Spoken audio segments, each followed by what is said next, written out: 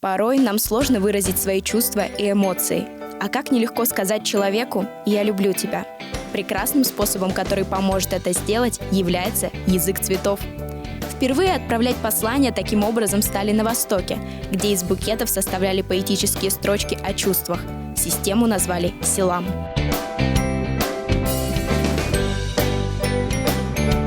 Каждый цветок несет в себе определенное послание. Вот самые популярные.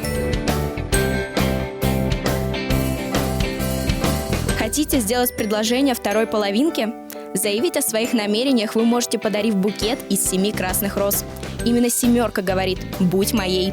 А вот 13 роз дарят только в том случае, если между вами все кончено, и вы хотите расстаться. Значение цветов несколько меняется, если вы преподносите букет взрослой даме или высокопоставленному мужчине.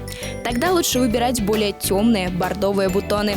Они говорят о благородстве и солидном статусе. Иван Степанович, благодарю. Знаете, цветов много не бывает. Полностью с вами согласен, Ольга Николаевна. Мужики, заноси! Прежде чем стать любимцем женщин и фаворитом весны, он прошел долгий путь. От олицетворения вечной шекспировской любви и богатства до вестников разлуки и символа Нидерландов. Конечно, это тюльпаны. Желтые тюльпаны, вестники разлуки.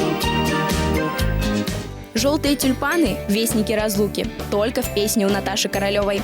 На самом деле они символизируют радость, счастье, надежду и даже финансовое благополучие. Считается, что если посадить желтые тюльпаны в саду, то они привлекут в дом удачу. Самыми свадебными цветами считаются пионы. Они символизируют счастливый брак. Но самое главное их значение – приносить удачу. Ошибочно гвоздику называют траурным цветком. Однако в древности эти цветы считали лекарственными.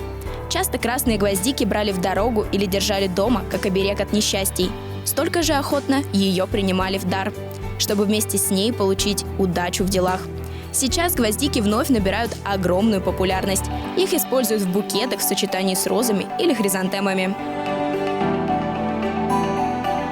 Понять язык цветов не так сложно, как может показаться на первый взгляд. Достаточно определиться с посланием, которое вы хотите передать через букет, а с остальным мы вам помогли.